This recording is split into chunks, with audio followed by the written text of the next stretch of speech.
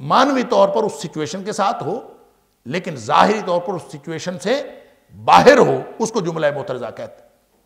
آپ اگر مختلف قسم کے رذائل اخلاق کا ذکر کر رہے ہو کہ یہ بھی غلط ہے، یہ بھی غلط ہے، یہ بھی غلط ہے، اور درمیان میں آپ کہیں کہ جھوٹ نہ بولا کرو، اور پھر آپ کہتے جائیں کہ یہ بھی غلط ہے، یہ بھی غلط ہے، تو جو جھوٹ نہ بولا کرو ہے تو جملہ معترضہ کہ باقی اسلوب سے مختلف ہے، لیکن اس کا معنوی طور پر تعلق اسی سیکوینس کے ساتھ ہے۔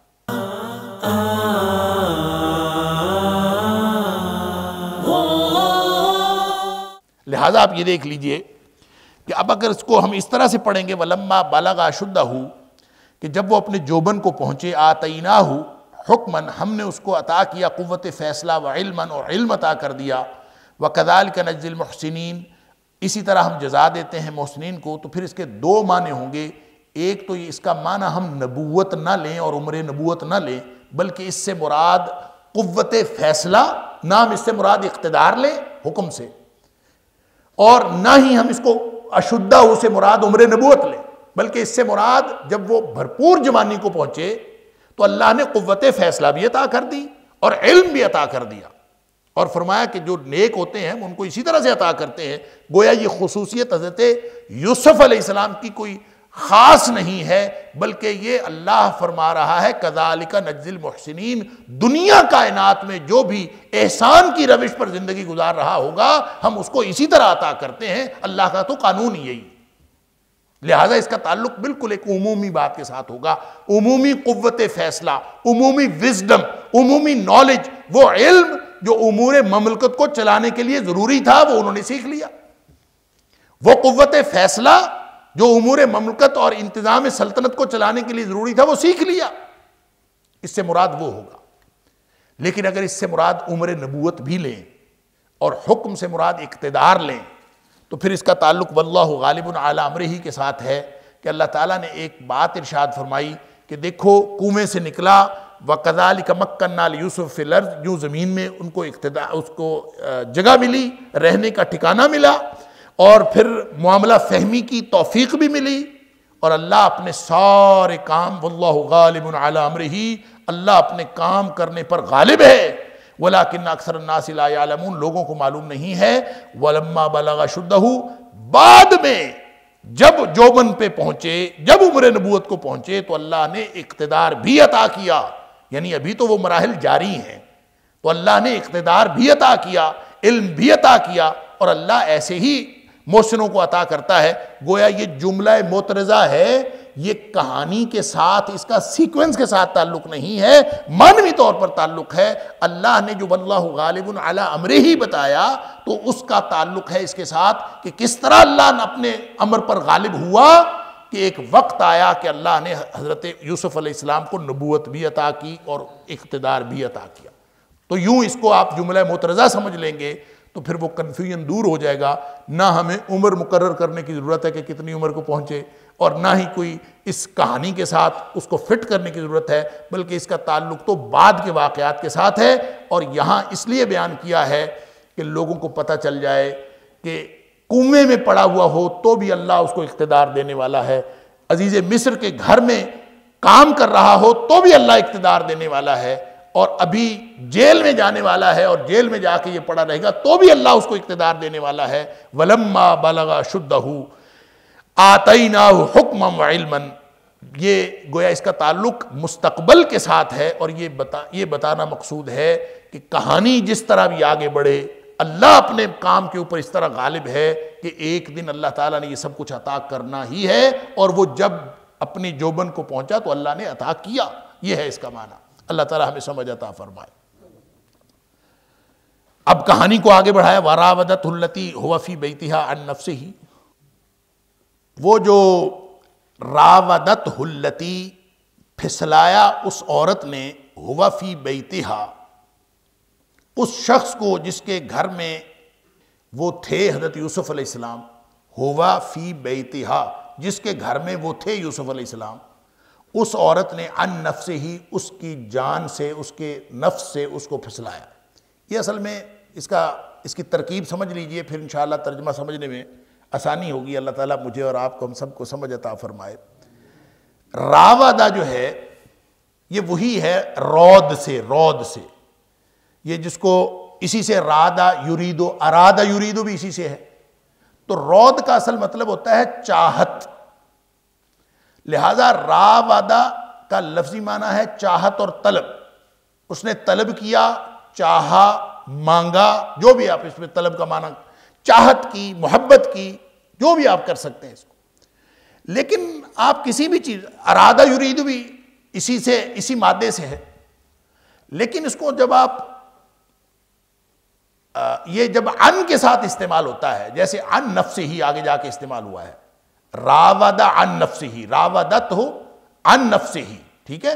جب یہ ان کے ساتھ استعمال ہوتا ہے تو اس کا مطلب ہوتا ہے کہ دوسرے کی خواہش کے بغیر اس سے مانگا، دوسرے کی خواہش کے بغیر چاہت کی. تو جب آپ کسی کی خواہش کے بغیر اس سے کوئی چیز طلب کرتے ہیں تو وہ دو ہی طریقوں سے ہو سکتی ہے، یا وہ چھینا جھپٹی ہو سکتی ہے، اور یا وہ بہلا پھسلا کے ہو سکتی ہے. وہ دو ہی طریقے ہو سکتے ہیں.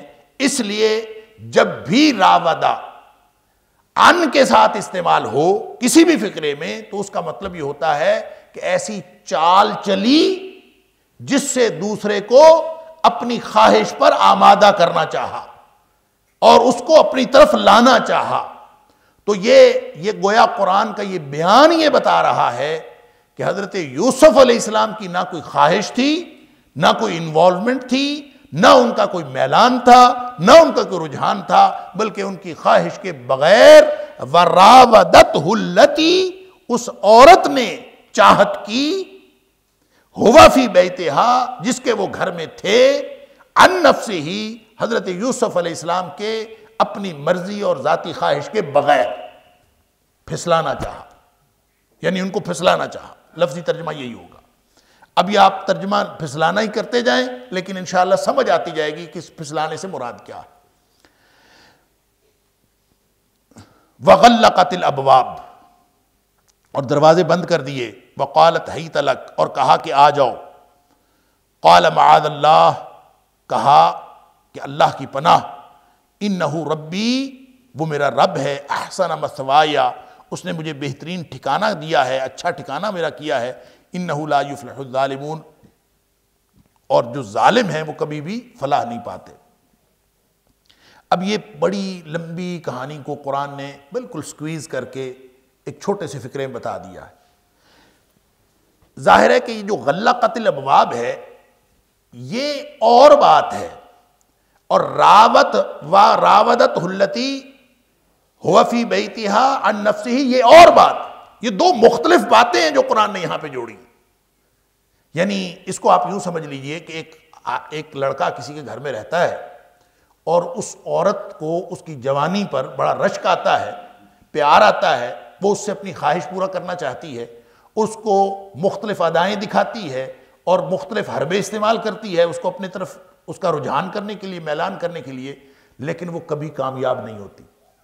یعنی حضرت یوسف علیہ السلام کو اللہ نے ایسا پاکیزہ اور پختہ کردار دیا ہے کہ اس نے کئی سال، یعنی یہ جو اتنی سی بات ہے نا وراودتہ التی ہوا فی بیتہا عن نفسہ، یہ کوئی ایک دن کی بات نہیں ہے، کسی ایک واقعے سے متعلق نہیں ہے، بلکہ یہ کئی برسوں کی کہانی ہے کہ اس نے اپنے پھسلانے کے اوپر، اس کو حضرت یوسف علیہ السلام کو پھسلانے کے اوپر اس نے ایک عمر بتا دی تھی. پتہ نہیں کتنا عرصہ لگا. جب اس کو یقین ہو گیا کہ یہ تو میری بات نہیں مانتا اور یہ آمادہ نہیں ہوتا، کوئی میلان نہیں ہے، کوئی رجحان نہیں ہے، تو پھر اس نے وہ حرکت کی جس میں اس نے اپنی اتھارٹیٹیو پوزیشن کو استعمال کیا. جو میں نے عرض کیا کہ راودہ چاہت ہوتی ہے، طلب ہوتی ہے، اور طلب ہمیشہ یا تو دوسرے کی خواہش کے مطابق ہو تو اس میں کوئی رکاوٹ نہیں ہوتی، وہ پیار محبت کے ساتھ ہو جاتی ہے، اور اگر وہ دوسرے کی خواہش کے خلاف ہو تو آپ کو منصوبہ بندی کرنی پڑتی ہے، پھسلانا پڑتا ہے، بہلانا پڑتا ہے، مختلف حربے استعمال کرنے پڑتے ہیں. وہ ہو چکے، اس سے کام نہیں بنا. تو اب اس نے ایک کام کیا کہ اس نے ایک کمرے میں بند کر کے اور اس کو اپنی اتھارٹی استعمال کر کے کہ تم ہمارے گھر کے غلام ہو، میں اس گھر کی مالکن ہوں. پھر اس نے کہا غلقت الابواب، دروازے بند کر دیے. وقالت حیت لک، اور پھر اس نے کہا کہ ادھر آؤ، اب تم کہاں جاؤ. گویا یہ بات اور ہے، اس کا تعلق اس وقتی جو واقعہ ہے جو وقوع پذیر ہوا ہے اس کا اس کے ساتھ تعلق ہے، اور جو پچھلا حصہ ہے آیت کا اس کا تعلق گویا اس ساری کہانی کے ساتھ ہے جو شروع سے لے کر وہ فریفتہ تھی حضرت یوسف علیہ السلام کی جوانی پر. اس نے جتنی حرکتیں کی تھی وہ ساری اس آدھے فکرے کے اندر اللہ تعالیٰ نے یہ اسلوب، یہ اعجاز ہے قرآن کا کہ پوری کہانی آدھے فکرے کے اندر اللہ کریم نے سمیٹ دی. وغلقت الابواب، اب جب دروازے بند کر کے اس نے کہا حیت لک، یہ تو اسی سے کہا جا سکتا تھا نا جس کے ساتھ پہلے پلاننگ ہوئی ہو. اگر حضرت یوسف علیہ السلام اس کے دام میں پھنس گئے ہوتے تو اس کو یہ کرنے کی ضرورت ہی پیش نہ آتی. اس نے اپنے سارے حربے استعمال کیے، لیکن سارے حربے استعمال کرنے کے بعد کامیاب نہیں ہوئی، تو اب اس نے اتھارٹی استعمال کی، اب اس نے اختیار استعمال کیا. اور اختیار استعمال کرنے کا طریقہ کیا کیا کہ اس نے اپنی خوابگاہ میں اس کو، ظاہر ہے کام کرتے تھے، گھر میں رہتے تھے اور گھر کے جملہ امور ان کے ہاتھ میں تھے، لہذا کوئی بھی جگہ، کوئی بھی گھر کا ایسا حصہ نہیں تھا جہاں وہ جا نہیں سکتے تھے. تو ایک دن اس نے موقع پایا کہ اس کا شوہر موجود نہیں تھا خاتون کا، تو اس نے اپنی خوابگاہ میں لے جا کے دروازہ بند کر دیا. دروازہ لاک کر کے قالت حیت لک، اب اس نے حکمن کہا کہ ادھر آؤ، اب میری بات مانو. یہ ہے وہ موقع کہ وہ یوسف علیہ السلام جس کو اللہ تعالیٰ نے کردار کی پختگی بھی دی تھی، پاکیزگی بھی دی تھی اور عظمت بھی عطا کی تھی اور معاملہ فہمی بھی دی تھی، انہوں نے کہا قال معاذ اللہ، میں تو اللہ کی پناہ میں آتا ہوں. انہ ربی احسن مثوائی، وہ میرا رب ہے، اس نے مجھے اتنا بہترین ٹھکانہ دیا ہے.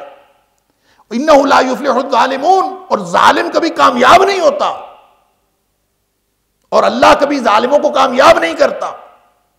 تو میں یہ حرکت میں کروں، میں ظالموں میں سے ہو جاؤں؟ اللہ کی پناہ میں آتا ہوں، میں نے یہ کام نہیں کرنا.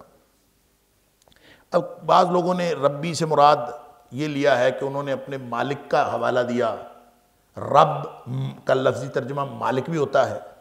تو وہ جو اس کا شوہر خاتون کا جو گیا ہوا تھا، جس کے بارے میں مفسرین نے لکھا ہے اس خاتون کا نام زلیخا تھا، تو وہ اس زلیخا کا شوہر جو باہر گیا ہوا تھا تو اس نے اس کا ذکر کیا انہ ربی، کہ دیکھو یہ جو میرا آقا ہے اس نے مجھے اتنا اچھا گھر دیا ہوا ہے اور میں اس کے ساتھ یہ خیانت کروں.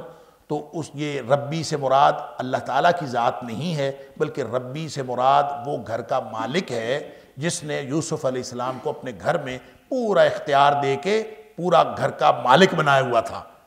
تو جنہوں نے ایک بہترین جس نے کہا تھا اکریمی مثواہ، اس کو عزت اکرام دینا ہے، غلاموں والا مقام نہیں دینا، تو اس کے بارے میں انہوں نے کہا. یہ دونوں تفسیریں مفسرین نے لکھی.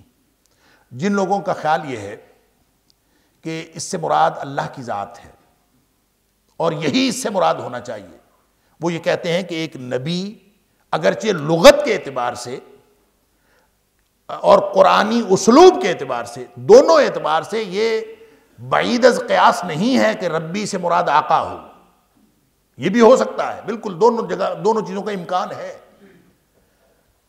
جن لوگوں کا خیال یہ ہے کہ یہاں اللہ کی ذات مراد ہے، ان کا خیال یہ ہے کہ ایک نبی جو ہونے والا نبی حضرت یوسف علیہ السلام، حضرت یوسف علیہ السلام سے یہ بعید ہے کہ وہ اللہ کی ذات کو چھوڑ کر وہ مالک کا حوالہ دے.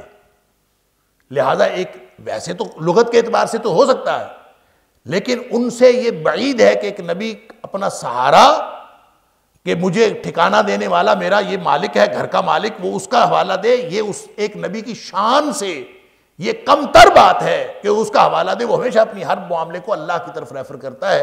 لہٰذا وہ کہتے ہیں کہ اس سے مراد گھر کا مالک نہیں بلکہ ربی سے مراد اللہ کی ذات ہے جس کا حوالہ یوسف علیہ السلام نے دیا. جو دوسرے مفسرین ہیں جو کہتے ہیں کہ نہیں اس سے مراد وہ گھر والا آقا ہے، گھر کا مالک ہے، ان کی دلیل یہ ہے کہ وہ کہتے ہیں کہ اگر یوسف علیہ السلام اللہ کی ذات کی بات کریں اس کے ساتھ، زلیخا کے ساتھ، تو زلیخا تو اللہ کو مانتی ہی نہیں تھی، اس کے لیے اس کی کیا حیثیت تھی؟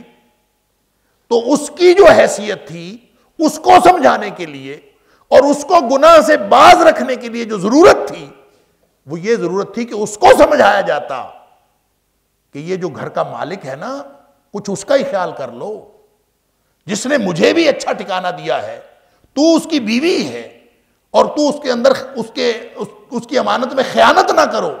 تو گویا اس کو سمجھانے کے لیے ضروری تھا کہ گھر کے مالک کا حوالہ دیا جاتا. لہٰذا دونوں اعتبار سے دونوں قسم کے مفسرین کی دلیل قوی ہے. یہ نہیں کہا جا سکتا کہ اس سے مراد لازمی طور پر اللہ تعالیٰ کی ذات ہی مراد لی اور ربی جو گھر کا مالک ہے وہ مراد نہیں لیا جا سکتا. لہٰذا دلائل دونوں ٹھیک ہیں، دونوں موقف ٹھیک ہو سکتے ہیں. لیکن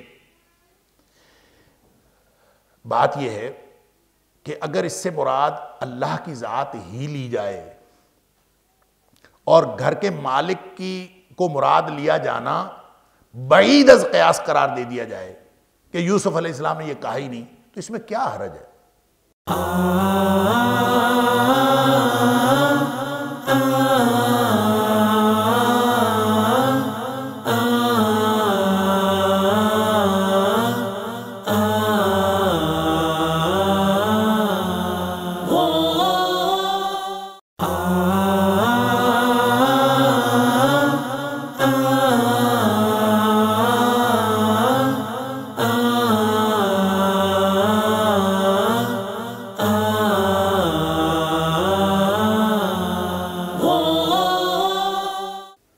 اس میں کوئی حرج نہیں ہے کہ اگر یہ کہہ دیا جائے. کیوں؟ اس لیے کہ معاذ اللہ بھی تو انہوں نے کہا ہے نا. اللہ کی ذات تو اس میں خاص ہے، اللہ کا اس میں جلالت، معاذ اللہ انہو ربی احسن مثوایا.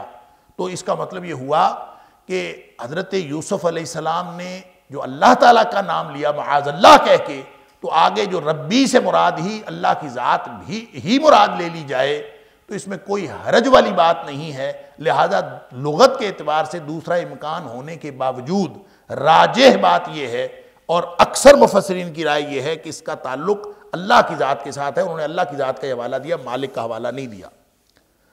وَلَقَدْ هَمَّتْ بِهِ وَهَمَّ بِهَا لَوْلَا أَن رَأَىٰ بُرْهَانَ رَبِّهِ كَذَٰلِكَ لِنَصْرِفَ عَنْهُ السَّوْءَ وَالْفَحْشَاءَ إِنَّهُ مِنْ عِبَادِنَا الْمُخْلَصِينَ. اور یقیناً ارادہ کیا، وَلَقَدْ ہمت بِهِ، اس عورت نے ارادہ کیا، قصد کیا، بِهِ ساتھ اس کے، یعنی اس عورت نے یقیناً. لقد لام جو ہے وہ یہ بھی تاکید کے لیے آتا ہے اور قد بھی تاکید کے لیے آتا ہے. یقیناً اس نے تو کیا، ہمت بِهِ، اس نے تو ارادہ کر لیا تھا، پورا قصد کر لیا. وَهَمَّ بِهَا، اور اس نے یعنی یوسف علیہ السلام نے بھی قصد کر لیا. اگر اس کو یہاں پہ روک دیں تو اس کا معنی یہ بنے گا وَلَقَدْ هَمَّتْ بِهِ، یقیناً اس نے، اس خاتون نے ارادہ کر لیا اس مرد کا یعنی حضرت یوسف علیہ السلام کا. وَهَمَّ بِهَا، اور حضرت یوسف علیہ السلام نے ارادہ کر لیا اس عورت کا، یعنی دونوں نے ارادہ کر لیا. عربیت کے اعتبار سے مفسرین کا ایک قسم کے، ایک گروہ کے مفسرین کا خیال یہ ہے کہ اس کا معنی یہی ہے کہ جو بتقاضائے بشری اور فطری تقاضے کے مطابق ایک عام شخص، اس کو میلان تو ہوتا ہے، اس کے اندر جذبات کا ابال تو ہوتا ہے. لہٰذا جس طرح سے اس خاتون کا ارادہ ہوا اسی طرح سے حضرت یوسف علیہ السلام کے دل میں بھی میلان ہوا. لولا ارآ برہان ربہ، وہ یہ کہتے ہیں کہ یہ جو لولا ارآ برہان ربہ، اگر وہ اپنے رب کی کوئی برہان نہ دیکھتا، تو یہ مفسرین کہتے ہیں کہ یہاں پہ ایک عبارت محذوف ہے اور اس کا لفعل ما ہم بہ، تو پھر وہ یقیناً کر گزرتا جس کا اس نے ارادہ کر لیا تھا. وہ کہتے ہیں یہاں پہ محذوف ہے. اس کا مطلب یہ ہوا کہ دل میں کوئی گناہ کی ترغیب پیدا ہونا اور جنسی رغبت کا پیدا ہونا یہ انبیاء کی معصومیت کے خلاف نہیں ہے، کیونکہ احتیاج تو ہے ہر ایک. لہذا خیال پیدا ہوا لیکن اس خیال پر عمل درآمد نہیں کیا کیونکہ اللہ کی برہان دیکھ لی تھی. اور ان مفسرین کا خیال یہ ہے کہ یہ ترجمہ کرنا اور یہ سارا مفہوم لینا اس لیے ضروری ہے کہ ان کا خیال ہے لولا الرا برہان ربہ کو ہمہ بہا سے الگ پڑھ کے اور الگ اس کا مفہوم متعین کرنا چاہیے، عربیت کے اعتبار سے یہ زیادہ ضروری ہے۔ لیکن جمہور مفسرین کا خیال یہ ہے، زیادہ مفسرین کا خیال یہ ہے کہ یہ اس کا وَلَقَدْ ہَمَّتْ بِهِ وَهَمَّ بِهَا کو آپس میں اکٹھا نہیں پڑھنا، بلکہ وَلَقَدْ ہَمَّتْ بِهِ اس کے ساتھ لقد ہے، اور ہمہ بہا جو ہے اس کے ساتھ لقد نہیں ہے، وہ الگ فکرہ ہے، اور وہ فکرہ یہ ہے وَهَمَّ بِهَا لَوْلَا أَن رَّأَىٰ بُرْهَانَ رَبِّهِ، وہ بھی ارادہ کر لیتا اگر وہ اپنے رب کی کوئی برہان نہ دیکھ لیتا۔ اس نے تو کر لیا تھا، وَلَقَدْ ہَمَّتْ بِهَا، اس نے تو کر لیا، ہمت بِهِ اس خاتون نے تو ارادہ کر لیا تھا، وَهَمَّ بِهَا یہ بھی کر لیتا لولا أن رأى برہان ربہ، اگر یہ رب کی کوئی برہان نہ دیکھ لیتا۔ تو رب نے کوئی برہان دکھائی تو حضرت یوسف علیہ السلام جو ہیں وہ اس یہ ارادہ بھی نہیں کیا، دل میں ارادہ بھی نہیں آیا، رغبت بھی نہیں آئی، رجحان بھی نہیں آیا۔ وہ برہان کیا تھی، برہان کیا دیکھی تھی، اس کے بارے میں مفسرین نے مختلف باتیں لکھی ہیں، اور بعض باتیں تو ایسی ہیں کہ جو بالکل سمجھ میں نہیں آتی، اور کہتے ہیں اعجازی نوعیت کی کوئی برہان دیکھی تھی، یعنی معجزانہ طور پر کچھ اللہ تعالیٰ نے حضرت یوسف علیہ السلام کو دکھایا تھا۔ بعض کا خیال یہ ہے کہ اسی خوابگاہ کی دیوار کی طرف حضرت یوسف علیہ السلام نے دیکھا تو وہاں حضرت یعقوب علیہ السلام کی تصویر نظر آئی، اور حضرت یعقوب علیہ السلام جو ہیں وہ اپنی انگلی جو ہے وہ اپنے یوں دانتوں میں لیے حیرانگی سے دیکھ رہے تھے کہ جیسے یہ دیکھ رہے ہوں کہ یہ میرا بیٹا کیا کر رہا۔ تو انہوں نے حضرت یعقوب علیہ السلام کو دیکھا تو ان کو یہ سمجھ آئی کہ مجھے ایسا نہیں کرنا چاہیے۔ عجیب و غریب بات ہے، کیا ضرورت ہے اس کی؟ نہ اس کا ثبوت کہیں کسی حدیث میں، نہ کسی روایت میں، نہ قرآن میں، کہیں بھی ذکر نہیں، یا اس طرح کی اور بھی بات۔ وہ برہان کون سی دیکھی تھی اس کی کوئی تفصیل نبی کریم صلی اللہ علیہ وسلم نے بتائی، کون سی برہان دیکھی تھی۔ تو اس کا مطلب یہ ہے کہ اگر اس کی کوئی تفصیل ہوتی تو نبی کریم صلی اللہ علیہ وسلم بتا دیتے۔ نبی کریم صلی اللہ علیہ وسلم کی تو ڈیوٹی تھی، وَأَنزَلْنَا إِلَيْكَ الذِّكْرَ لِتُبَيِّنَ لِلنَّاسِ مَا نُزِّلَ إِلَيْهِمْ، کہ آپ کی طرف اے حبیب صلی اللہ علیہ وسلم ہم نے یہ ذکر نازل کیا ہے تاکہ آپ لوگوں کے لیے واضح کر دیں کہ ان کے اوپر کیا نازل ہوا ہے۔ تو برہان سے کیا مراد ہے یہ بتانا تھا تو نبی کریم صلی اللہ علیہ وسلم نے بتانا تھا، نہیں بتایا۔ کیوں نہیں بتایا؟ اس لیے نہیں بتایا کہ قرآن کے الفاظ سے ظاہر ہے کہ وہ برہان کیا تھی، قرآن کے الفاظ سے ظاہر ہے وہ برہان کیا تھی۔ وہ وہی برہان تھی جو پچھلی آیت میں اللہ تعالیٰ نے بیان فرما دی، معاذ اللہ، میں اللہ کی پناہ میں آتا ہوں۔ یہ اللہ کی برہان اللہ تعالیٰ نے اپنے انبیاء کو عطا فرمائی ہوتی۔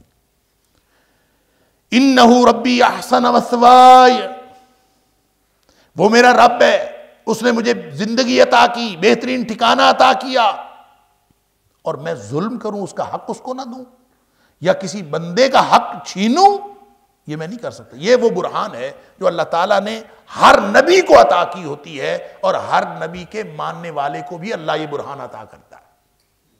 اور وہ جو قرآن کہتا ہے یا ایھا الذین آمنوا ان تتقوا اللہ یجعل لکم فرقانا، اے ایمان والو اگر تم تقوی کی زندگی گزارو تو اللہ تعالیٰ تمہارے اندر حق اور باطل کا پیمانہ پیدا کر دے گا۔ یجعل لکم فرقانا، تمہارے اندر اللہ ایک پیمانہ بنا دے گا، فرقان پیدا کر دے گا، کہ آدمی کو پتہ چل جاتا ہے کیا حق ہے اور کیا باطل ہے۔ یہ تو ہر مومن کے لیے اللہ تعالیٰ نے، ہر مومن کے لیے اعلان ہے کہ جو بھی تقوی کی زندگی گزارے اللہ تعالیٰ اس کے اندر حق اور باطل کے میں فرق کرنے والا پیمانہ پیدا کر دے گا۔ تو کیا خیال ہے نبیوں کی زندگی کے بارے میں؟ نبیوں کو اللہ تعالیٰ وہ برہان عطا کر دے جو ہر مرحلے پہ ان کی رہنمائی کرے۔ لہٰذا معصومیت انبیاء یہ ہے کہ ان کی رہنمائی اللہ تعالیٰ ایک ایک لمحے اور ایک ایک مرحلے پر اللہ تعالیٰ ان کی رہنمائی کرتا ہے، اور وہ کس برہان سے کرتا ہے؟ وہ اس برہان سے کرتا ہے کہ وہ کسی وقت بھی ان کے آنکھوں سے، ان کے دماغ سے، ان کے ذہن سے یہ بات اوجھل نہیں ہوتی کہ وہ اپنے اللہ کے بندے ہیں اور اللہ ان کو ہر وقت دیکھ رہا ہے، لہٰذا وہ ہر وقت اپنے اللہ کی پناہ میں ہوتے ہیں۔ معاذ اللہ، اللہ کی پناہ میں، یہ ہے وہ برہان۔ لہٰذا کوئی ضرورت نہیں ہے اس طرح ادھر ادھر کی باتیں جو ہیں ان کو برہان کہنے کی۔ کون سی برہان دیکھی؟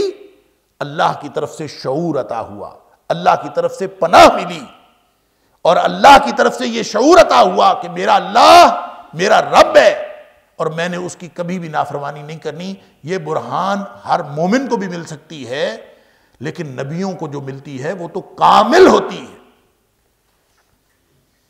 کذالک لنصرف عنہ السوء والفحشاء. سبحان اللہ. اب یہ اسی برہان کی وضاحت ہے. کذالک، یہ چونکہ برہان ہم عطا کرتے ہیں، اسی طرح لنصرف عنہ السوء والفحشاء، تاکہ ہم اس سے دور کریں ہر طرح کی برائی اور بے حیائی. اور برائیاں اور بے حیائیاں کیسے دور ہوتی ہیں؟ وہ اللہ کی پناہ میں آنے سے ہوتی ہیں، اپنے کرنے سے نہیں ہوتی. اللہ اکبر. لا تزکوا انفسکم واللہ یزکی من یشاء. اپنے آپ کو اپنی پاکی بیان نہ کیا کرو، میں پاک صاف، میں نے یہ کر دیا، میں اللہ جس کو چاہتا ہے پاک کرتا ہے، اور اللہ کی پناہ میں آنے سے یہ سب کچھ ملتا ہے. فرمایا اسی طرح ہم دور کرتے ہیں برائی اور بے حیائی. انہ من عبادنا المخلصین. اور پھر یوسف تو ہمارا بندہ ہی بڑا پیارا تھا. انہ من عبادنا، وہ ہمارے ایسے بندوں میں سے تھا، المخلصین، جنہوں نے اپنے آپ کو اللہ کے لیے خالص کر لیا تھا، مخلص کر لیا تھا. خالص یخلص پتہ کیا ہوتا ہے؟ خالص یخلص ہوتا ہے یہ جو باربیکیو بناتے ہیں نا، یا لوہے کو بھٹی کے اندر پکایا جائے کہ اس کا میل کچیل سارا ختم ہو جائے، اس کو کہتے ہیں تخلیص. خالص یخلص. اللہ اکبر. خالص کرنا. سونے کو تپایا جائے کہ اس کے اندر ہر قسم کے دیگر ذرات نکل جائیں، یہ خالص یخلص ہے. خالص سونا کیا ہوتا ہے؟ جس میں کوئی اور چیز نہ ہو. اور اسی طرح سے اگر گوشت کو پکایا جائے، تپایا جائے کہ اس میں سے سارے میل کچیل نکل جائیں، تو یہ خالص ہونا ہوتا ہے. انہ من عبادنا المخلصین. یہ ساری آلودگیاں نکل چکی، یہ بھٹیوں میں پک چکا اور یہ خالص بندہ ہے. اللہ اکبر. ہر مرحلے پر، اور یہ میں پہلے بھی کئی دفعہ عرض کر چکا ہوں، اللہ نے جو تقاضا کیا ہے وہ صاف کا نہیں کیا، خالص کا کیا ہے. فاعبد اللہ مخلصا لہ الدین، مخلصین لہ الدین. مخلص ہو کے اس کے دین پر عمل کرو اور اس کی عبادت کرو. اور فرق یہ ہے کہ کبھی کوئی زندگی میں ایسا مرحلہ نہیں آتا موت تک. یہ امتحان کی دنیا ہے، امتحان کی زندگی ہے. لہذا موت تک کوئی ایسا مرحلہ نہیں آتا کہ آدمی آلودگیوں کو دور کر کے بالکل پاک صاف ہو کے بیٹھ جائے. یہ کبھی موقع نہیں آتا، بلکہ ہر مرحلے پر آلودگیوں کا امکان موجود رہتا ہے. ہر مرحلے پر ان کو دور کرنا پڑتا ہے، ہر مرحلے پر محنت کرنی پڑتی ہے. اور یہ قیامت تک کے لیے، موت تک کے لیے، انسان جب ہمیشہ جتنی اس کی زندگی ہے، جب تک وہ ہر مرحلے پر ان آلودگیوں کو دور کرنے کی قد و کاوش اور تگ و دو نہ کرتا رہے، وہ اپنے آپ کو خالص نہیں کر سکتا. یہ ایک دن کا عمل نہیں ہے کہ اپنے آپ کو خالص کر لیا بس میں خالص ہو گیا. نہیں، ہر مرحلے پر اپنے آپ کو خالص کرنے کا عمل ہے. اور حضرت یوسف علیہ السلام نے یہ کردار پیش کیا کہ کوئی مرحلہ ایسا نہیں کہ جہاں وہ کسی آلودگی کا شکار ہوئے ہوں. اس لیے اللہ فرماتا ہے انہ من عبادنا المخلصین. وہ ہمارے ان بندوں میں سے ہے جنہوں نے ہر مرحلے پر ہر قسم کی آلودگی اپنے سے دور رکھی. بہرحال جب اس نے اتھارٹیٹو پوزیشن میں خاتون نے کہا کہ اب تو یہ تمہیں کرنا پڑے گا، ادھر آؤ، حضرت یوسف علیہ السلام نے اس موقع پر بھی اس کو سمجھایا، نہیں سمجھی. اس کو بتایا کہ میں تو اللہ کی پناہ میں ہوں، میں یہ حرکت نہیں کر سکتا. اب کیا تھا، اس کی ایک طرف اتھارٹی تھی، وہ گھر کی مالکن تھی، اور وہ اپنی اتھارٹی استعمال کر کے اور تنہائی میں لے جا کے دروازے بند کر کے. اب حضرت یوسف علیہ السلام کے پاس اور کوئی بات نہیں سوجھی سوائے اس کے کہ وہ دروازے کی طرف بھاگ کھڑے ہوئے. دروازے، حالانکہ دروازہ لاک کیا ہوا تھا، دروازہ بند تھا، تو وہ دروازے کی طرف بھاگ کھڑی. واستبق الباب، دروازے کی طرف دونوں ہی بھاگے. استبقا، ایک دوسرے سے سبقت لے جاتے ہوئے دونوں ہی دوڑے دروازے کی طرف. حضرت یوسف علیہ السلام تو اس لیے دوڑے کہ باہر کو چلے جائے، اور وہ اس لیے دوڑی کہ وہ حضرت یوسف علیہ السلام کو روکے، کیونکہ اس نے اب تو کوئی باہمی رضامندی سے تھوڑی بیٹھے تھے، اب کوئی وہ اس کے بہلاوے میں آ کے تھوڑی بیٹھے تھے، وہ تو اب اتھارٹی استعمال کر رہی تھی. لہذا حضرت یوسف علیہ السلام بھاگے کہ میں دروازے کی طرف جاؤں، اور وہ بھاگی تاکہ میں ان کو روکوں. تو اللہ تعالیٰ فرماتا ہے وَاسْتَبَقَ الْبَابَ، دونوں ہی دروازے کی طرف دوڑے، ایک دوسرے سے آگے بڑھتے ہوئے، میں پہلے پہنچ جاؤں، میں پہلے پہنچ جاؤں. کیونکہ یوسف علیہ السلام کی کوشش تھی کہ وہ اس کے چنگل سے نکل جائیں، اور اس کی کوشش تھی کہ وہ ان کو پکڑ لے. اس دوران اس نے حضرت یوسف علیہ السلام کو پیچھے سے پکڑنے کی کوشش بھی کی. پیچھے سے پکڑنے کی کوشش کی تو حضرت یوسف علیہ السلام کے قمیض کا دامن اس کے ہاتھ میں آ گیا، لیکن رکے تو نہیں حضرت یوسف علیہ السلام، بھاگتے رہے. تو وہ دامن ہاتھ میں آیا تو وہ قمیص پھٹ گئی. اللہ فرماتا ہے وَقَدَّتْ قَمِيصَهُ مِن دُبُرٍ، پیچھے سے قمیص بھی پھٹ گئی، کیونکہ دونوں بھاگ رہے تھے اور وہ روک رہی تھی، وہ بھاگ رہے تھے، تو قمیص پھٹ گئی.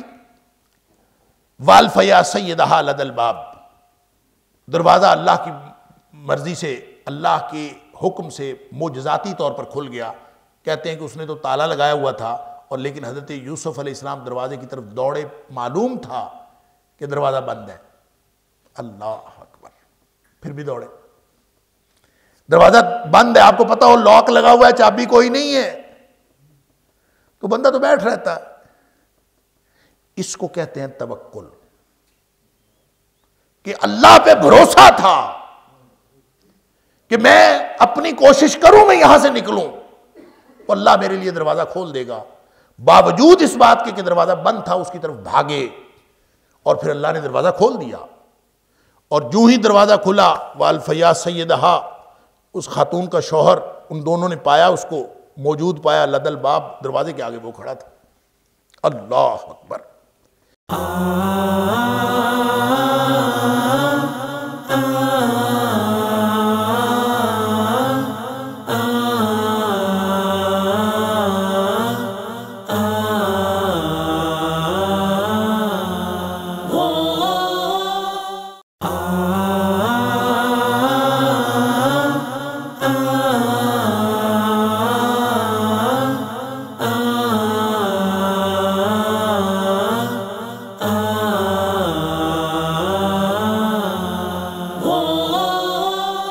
قالت ما جزاء من اراد باہلک سوءا، وہ کہنے لگی کہ کیا سزا ہے، کیا بدلہ ہے اس شخص کا جو تیرے اہل خانہ سے برائی کا ارادہ کرے. لگتا ہے کہ بہت ہی تیز خاتون تھی، یعنی لمحے میں ادھر اور لمحے میں ادھر، ساری پلاننگ اس کی، سالوں کی پلاننگ، اور پھر پوری سچویشن کریٹ کی، اور جب پکڑی گئی تو فوراً پینترا بدل لیا. اور پینترا بدل کے کہتی ہے، یعنی اس کے پوچھنے سے بھی پہلے، کسی کے بات کرنے سے بھی پہلے، اور کوئی سچویشن ایکسپوز ہونے سے بھی پہلے وہ خود بول پڑی. اس نے نہیں کچھ پوچھا کیا ہوا، بس دونوں نکلے ہیں تو فوراً بول پڑی کہ یہ جو ہے یہ شخص یہ میرے ساتھ برائی کا ارادہ رکھتا تھا، برائی کرنا چاہتا تھا. تو جو شخص تمہارے گھر کے معاملات میں برا ارادہ کرے اس کی پھر کیا سزا ہونی چاہیے. اللہ اکبر. یعنی اس کا مطلب ہے اس کا دماغ بھی بہت چلتا تھا، زبان بھی بہت چلتی تھی، اور قوت فیصلہ بھی بڑی تیز تھی، بہت ہی کوئی تیز ترار خاتون تھی. اللہ تعالیٰ معاف فرمائے. لہذا فوراً یعنی عام شخص ہو تو اس کو تو یہ سمجھ نہیں آتی کہ میں نے اب کیا کرنا ہے. وہ بجائے پریشان ہونے کے، بجائے شرمندہ ہونے کے، پوری دیدہ دلیری کے ساتھ وہ آگے سے کہتی کہ جناب اس نے گڑبڑ کی ہے تو بتاؤ اس کی کیا سزا ہونی چاہیے. ما جزاء من اراد باہلک سوءا، اس کی کیا سزا ہونی چاہیے کہ جس نے تیرے اہل خانہ کے ساتھ برائی کا ارادہ کیا. الا یسجن او عذاب الیم، پھر خود ہی بتائی سزا کہ اس کو یا تو قید میں ڈال دیں یا اس کو سخت سزا دیں، کوئی سزا ایسی ہونی چاہیے. یہ خود ہی تجویز بھی کر دی. اندازہ تو کرے ایسی کچھ 74 عورت تھی. اللہ تعالیٰ معاف فرمائے. کہ اس کو پھر سوال بھی کیا، پھر اس کو بولنے بھی نہیں دیا، خود ہی ساری سچویشن گویا اس کو بتا دی تاکہ جرم کی جو نسبت ہے وہ اس کی طرف نہ کی جائے. وہ سارا ملبہ ڈال دیا حضرت یوسف علیہ السلام کے اوپر اور کہا جناب ان کو سزا بھی دیں، اور سزا تجویز بھی کر دی، یا قید کر دیں یا کوئی اور سخت سزا دیں. اب حضرت یوسف علیہ السلام اس سچویشن میں اندازہ کریں کیا کہہ سکتے تھے.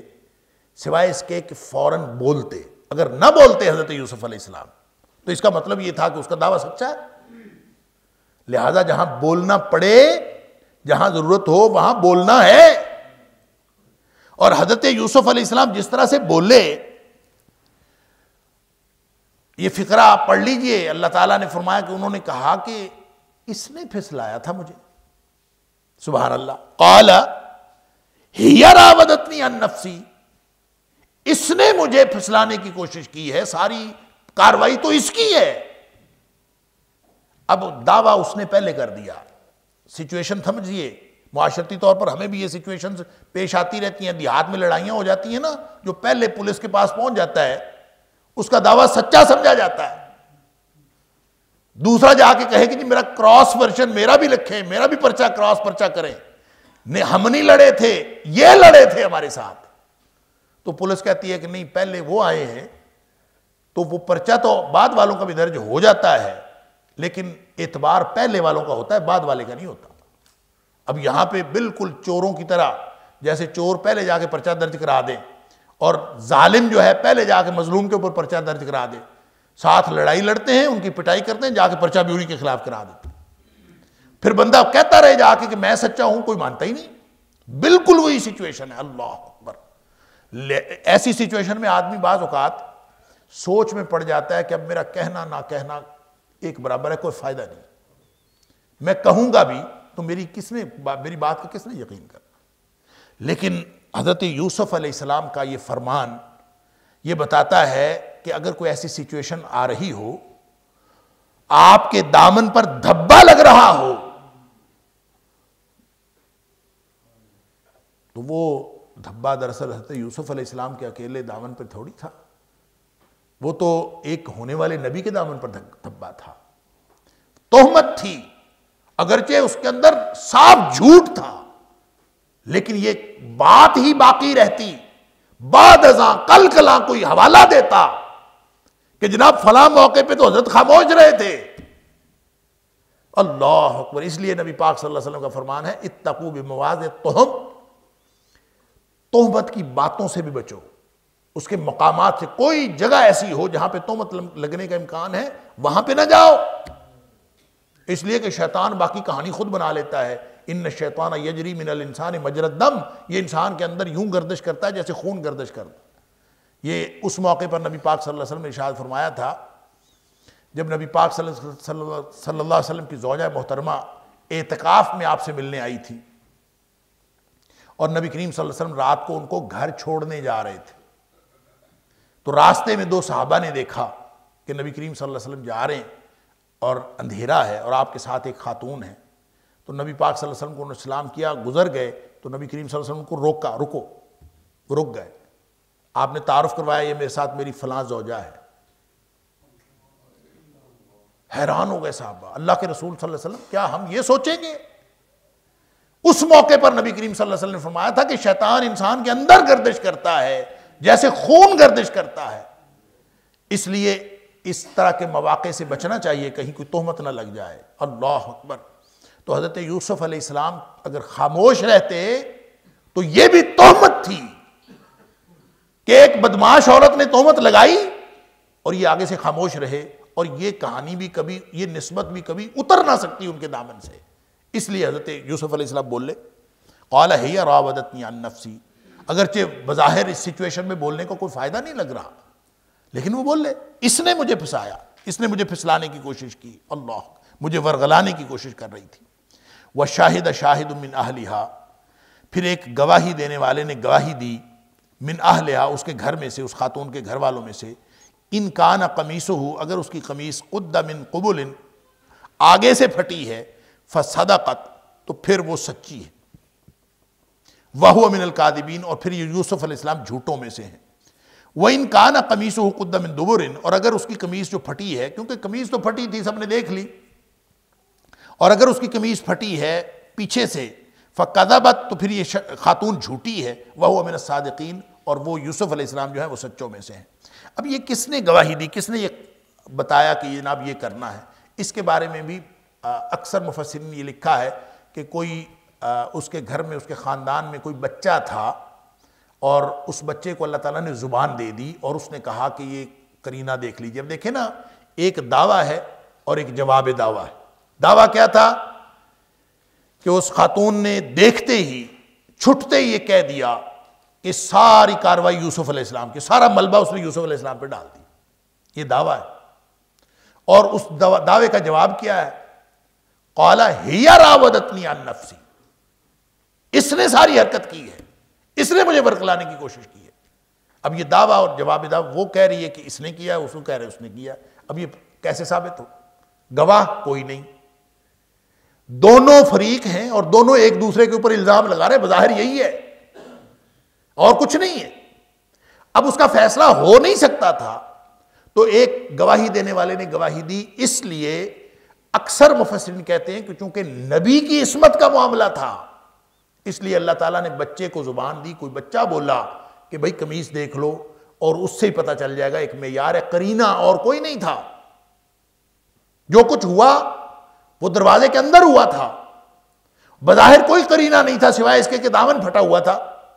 تو اس نے کہا کہ یہ سرکمسٹانشل ایویڈنس لے لو، یہ جو قرینہ قطعیہ کی گواہی ہے یہ لے لو. اگر قرینے کی گواہی مل جائے تو چلیں اس سے فیصلہ کر لو. تو وہ کسی بچے کو زبان دے دی. ہو سکتا ہے اللہ تعالیٰ نے معجزانہ طور پر اپنے انبیاء کے عصمت کی تحفظ کے لیے ایسا کوئی انتظام کر دیا، یہ ہو سکتا ہے، لیکن یہ کسی صحیح حدیث سے ثابت نہیں ہے. اس لیے اس کو ماننے کی کوئی ضرورت نہیں.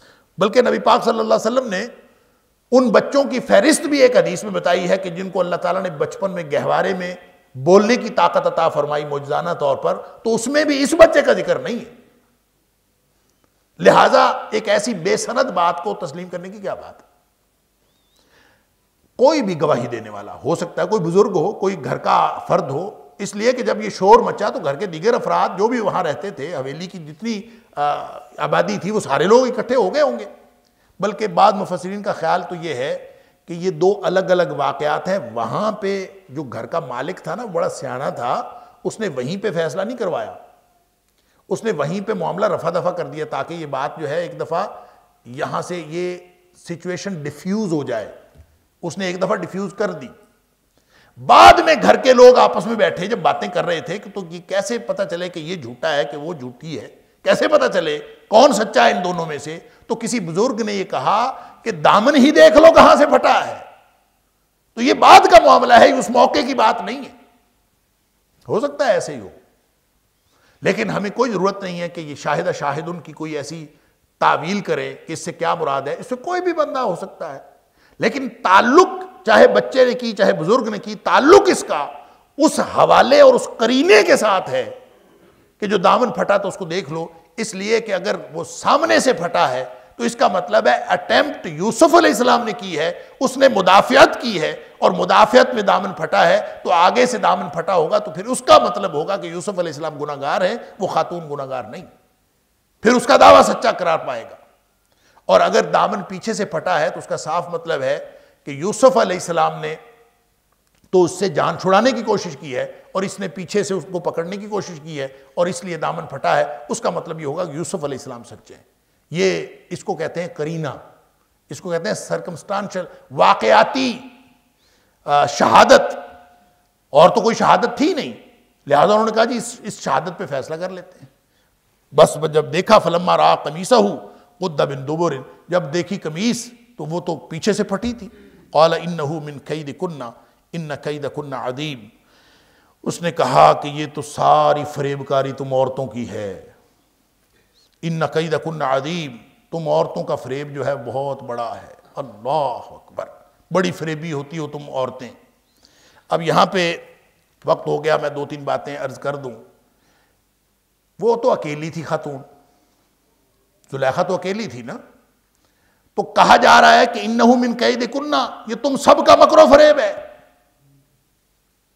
یعنی ایک کو سب بنا کے کہا جا رہا ہے. اور پھر ان کیدکن عظیم، تمہارا فریب تو ہوتا ہی بڑا ہے، تمہاری فریب کاری بہت بڑی ہے، تمہارا جال بہت برا ہے. اللہ اکبر. اس سے بعض لوگوں نے تو بڑے عجیب و غریب استدلالات کیے. وہ کہتے ہیں کہ عورتیں ہوتی ایسی ہیں، انا للہ و انا الیہ راجعون. اور بلکہ بعض علماء نے تو یہاں تک کہا ہے کہ اللہ تعالیٰ نے شیطان کے بارے میں کہا سورہ نساء میں کہ ان کید الشیطان کان ضعیفا، کہ جو شیطان کا فریب ہے نا وہ کمزور ہے. ان کید الشیطان کان ضعیفا، شیطان کا جو فریب ہے وہ کمزور ہے.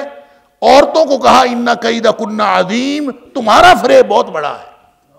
تو اس کا مطلب ہے شیطان کا فریب چھوٹا ہے، عورتوں کا فریب بڑا ہے. بندہ شیطان کے فریب سے بچ جاتا ہے، عورتوں کے فریب سے نہیں بچتا. انا للہ و انا الیہ راجعون.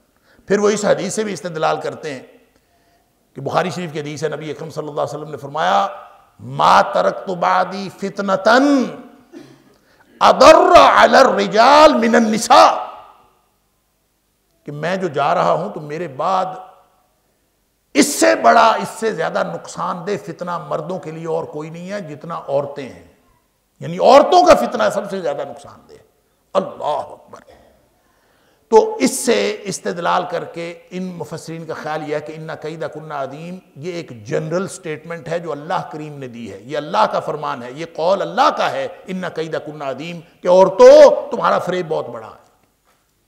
لیکن یہ بات اس اسلوب میں، سیاق و سباق میں اور اس سیکوینس میں ٹھیک نہیں ہے، کیونکہ بات یہاں جو کر رہا ہے نا وہ گھر کا مالک کر رہا ہے. قال انہ من کیدکن، اس نے کہا جب قمیص دیکھی کہ وہ پیچھے سے پھٹی ہے تو اس نے کہا کہ یہ تو تمہارا فریب ہے. یعنی عورت کو کہا تو عورت کو جمع کیوں استعمال کیا؟ یعنی یہ بات تو اسی کی ہے، انہ من کیدکن ان کیدکن عظیم، کہ یہ تمہارا فریب ہے اور تم لوگوں کا فریب بہت بڑا ہے، اس سے بچنا بڑا مشکل کام ہے.